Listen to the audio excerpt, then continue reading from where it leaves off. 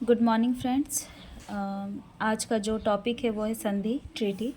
तो हम लोग इस सेशन में जानेंगे कि संधि क्या होता है, संधि किसे कहते हैं, संधि क्यों होता है, संधि का अर्थ और संधि का प्रकार।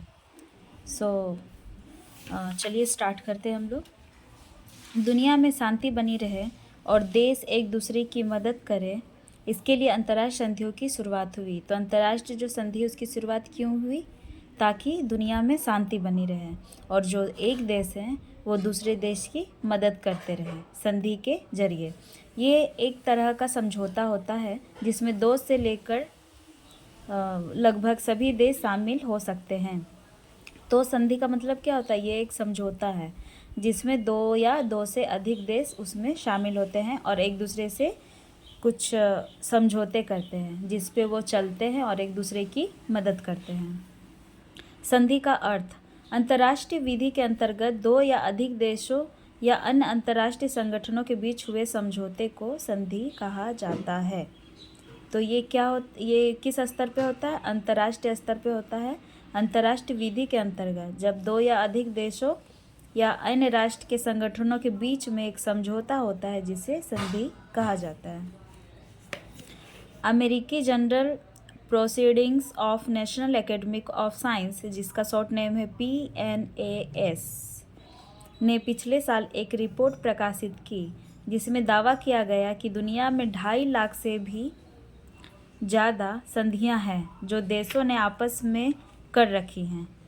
इनमें से कुछ पर्यावरण पर है, कुछ इकोनॉमिक संधियां हैं, तो कुछ ऐसी हैं जिसमें पक्का किया गया है कि वे देश एक दूसरे के फैसले में दखल ना दें। तो ये जो PNAS है, इसकी रिपोर्ट में ये प्रकाशित हुआ है, ये दावा किया गया है कि दुनिया में बहुत सारा संधि ऑलरेडी हो चुका है। तो किस किस चीज़ों में संधियाँ की गई हैं? एक देश दूसरे देश किन किन चीज़ों में समझौता किया है?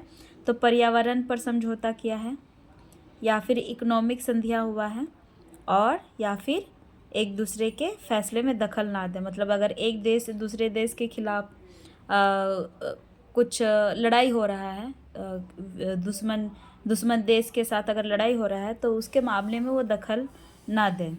इस बात पे भी संधिया हुआ है। पर्यावरण सुरक्षा में भी संधियाँ किया गया है, समझौता किया गया है। फिर आर्थिक स्थितियों में भी आर्थिक स्थिति दोनों देशों की बनी रहे, जिसके कारण भी संधिया की गई है कि ऐसे समझौते करने से एक देश जब दूसरे देश से समझौता करता है तो वहाँ से व्यापार स्टार्ट हो जाता है। यहाँ का कुछ जो माल है वो वहाँ जाता है आयात के लिए, और वहाँ से कुछ यहाँ आ जाता है व्यापार के लिए, और व्यापार दोनों का बना रहे और इकोनॉमिक जो है वो दोनों का चलता रहे। इसीलिए संधि किया जाता है एक देश से दूसरे देश। कुल मिलाकर सारी संधियाँ इसलिए हैं ताकि दुनिया में अमन चैन बना रहे। हालांकि ऐसा नहीं है कि एक बार संधि पर राजीनामे के बाद देश उस पर टिके रहते हैं। तो ऐसा बिल्कुल भी नहीं है। भले संधियाँ किया जाता है किस लिए?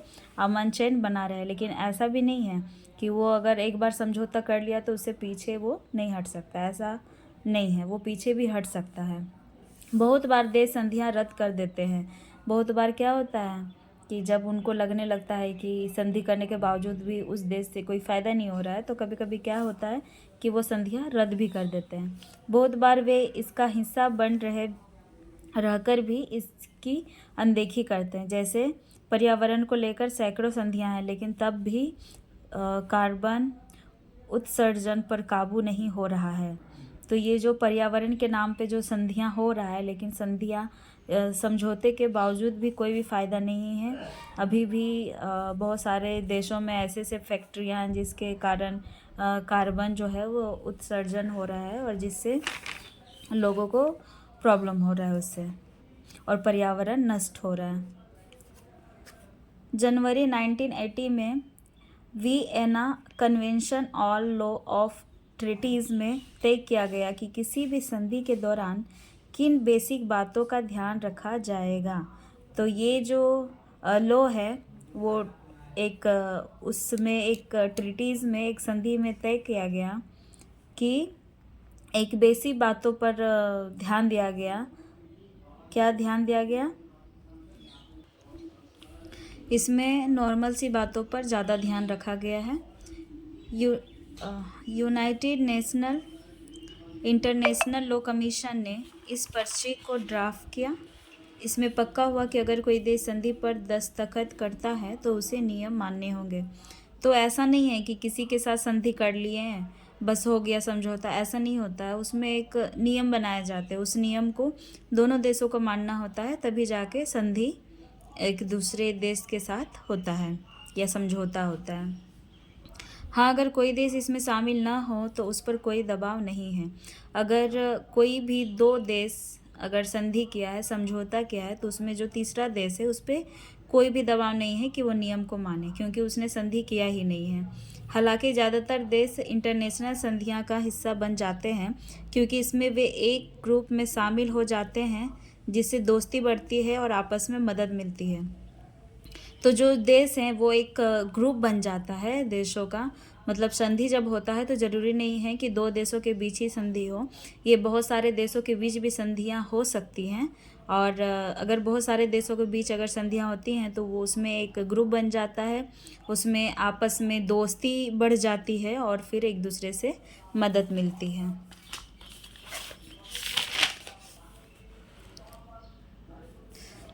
संधि के प्रकार। संधि दो प्रकार का होता है, एक होता है प्रकृति के अनुसार और दूसरा होता है पक्षकारों के अनुसार। तो हम लोग जानेंगे कि प्रकृति के अनुसार संधि जो है वो किस तरह से होता है। तो पहला है, ये भी 4 प्रकार का होता है। कानून बनाने की संधि, संधि अनुबंध, अनुबंध का मतलब होता है कॉन्ट्रैक्ट, राजी करने की संधि और प्रकृति की संधि। तो हम लोग पहला जानेंगे कानून बनाने की संधि। जो कानून बनाने का जो संधि होता है वो किस तरह से होता है। ऐसे संधि जो विधि का निर्माण करती है। अगर कोई देश है और वे दूसरे देश के साथ सहमति से कोई विधि या कानून निर्माण करना चाहते हैं जिससे उनके क्रियाकलापों में उन्हें लाभ मिले, तो ऐसे विधि को कानून बनाने की विधि संधि कहा जाता है। मतलब ऐसे संधि जो विधि का निर्माण करती है, मतलब ऐसा संधि जो कानून निर्माण करता है। अगर कोई देश दूसरे देश के साथ सहमति से अगर कोई कानून बनाना चाहता है या कोई नियम बनाना चाहता है तो वो नियम बना सकता है। और ऐसा नियम वो बनाता है जिसके उन दोनों के क्रियाकलापों में उन्हें हेल्प मिलती है, उन्हें मदद मिलती है। इस तरह से कानून का जो विधि होता है उसे कानून बनाने की संधि कहा जाता है। दूसरा है संधि अनुबंध, यानी कॉन्ट्रैक्ट वाला संधि। दो या दो से अधिक देशों के मध्य कॉन्ट्रैक्ट के माध्यम से संधि होता है या किया जाता है तो उसे कॉन्ट्रैक्ट संधि कहते हैं। तो आप लोग ने भी कभी ना कभी ये वर्ड सुना ही होगा कि कॉन्ट्रैक्ट किए हैं। अगर किसी के साथ 6 महीना का कॉन्ट्रैक्ट होता है या फिर 1 साल का कॉन्ट्रैक्ट होता है तो उसे वो कॉन्ट्रैक्ट के हिसाब से वो निभाना पड़ता है। तो इसमें भी समझौते में एक कॉन्ट्रैक्ट वाला भी संधि होता है। तीसरा है राजी करने की संधि। इसमें क्या होता है,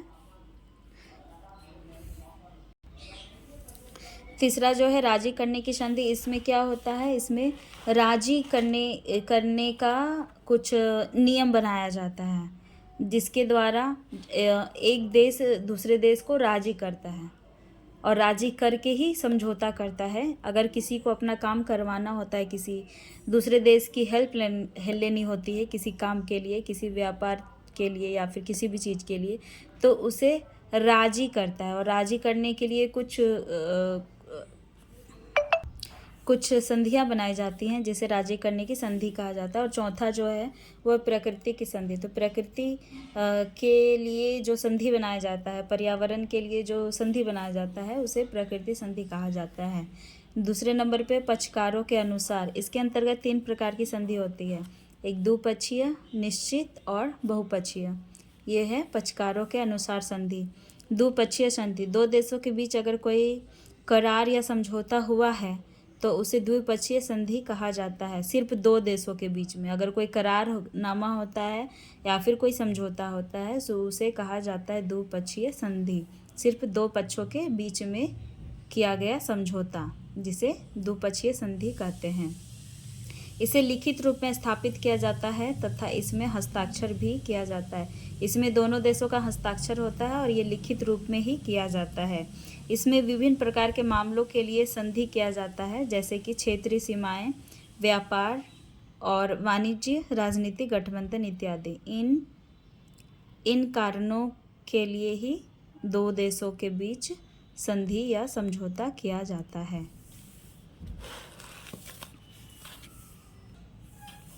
दूसरा जो है वो है निश्चित संधि।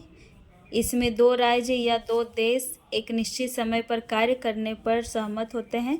यह दो राज्यों के बीच एक निश्चित कार्य को करने का समझौता होता है। इसमें अपने अपने हिस्से का कार्य तय हो जाता है। ये एक अलग प्रकार की संधि है जो दो देशों के बीच परस्पर हित पूर्ति के लिए की जाती है। तो ये जो निश्चित संधि है ये अलग अलग देशों के हित के लिए, वो अपने हित के पूर्ति के लिए ही ये संधि को किया जाता है, लेकिन ये एक निश्चित समय तक ही किया जाता है ये संधि। जैसे कि 1 साल तक हम आपके देश में व्यापार कर सकते हैं, या फिर ये 6 महीना तक में ये काम कर सकते हैं। ये सब एक निश्चित समय तक ही कार्य करने का सहमति होता है इस संधि में, जिसे कहा जाता है निश्चित संधि। और ये होता है किसके लिए? अपने हित के लिए, मतलब देश के हित की पूर्ति के लिए ही ये संधि किया जाता है। तीसरा है बहुपक्षीय संधि। बहुपक्षीय संधि कई राज्यों के बीच की संधि है जो आमतौर पर दुनिया के अधिकांश राज्यों की भागीदारी को दर्शाती है। तो ये जो बहुपक्षीय संधि है ये इसमें बहुत सारे देशों के बीच की संधि होती है जो आमतौर पर क्या करते हैं, दुनिया के अधिकांश राज्य इसमें भागीदारी होती है, जिसमें बहुत सारे देश की भागीदारी होता है और सभी देश मिलकर एक समूह बनाते हैं, जिसे बहुपक्षीय संधि कहा जाता है। बहुपक्षीय संधि व्यावहारिक रूप से अंतर्राष्ट्रीय कानून के हर महत्वपूर्ण क्षेत्र को कवर करती है, जो मानवाधिकारों से लेकर व्यापार या परिवहन जैसे मामलों पर अंतर्राज्यीय समझौते तक, ये सब मामलों में ही ये जो बहुपक्षीय संधि है वो जिसमें सारे देश शामिल होते हैं, उसमें इन कारणों के लिए ये समझौते किए जाते हैं। व्यापार के लिए, परिवहन के लिए, आयात निर्यात के लिए, ये सब अंतर्राज्य के लिए, ये सब के लिए ये बहुपक्षीय संधि की जाती है। तो ये जो है आज का जो सेशन है वो ख़त्म होता है। संधि हम लोगों ने आज कंप्लीट कर लिया। अगर आपको ये वीडियो अच्छा लगा होगा तो प्लीज़ लाइक करें। अगर लाइक करोगे तो मुझे ये पता चलेगा कि ये वीडियो आपको समझ में आ रहा है, जो मैं अपने भाषा से समझाने का कोशिश कर रही हूँ। अगर आप समझ पा रहे हो इस वीडियो के माध्यम से इस चैप्टर को, तो प्लीज़ लाइक करें, जिससे मुझे ये पता चलेगा कि आपको समझ में आ रहा है। Thank you.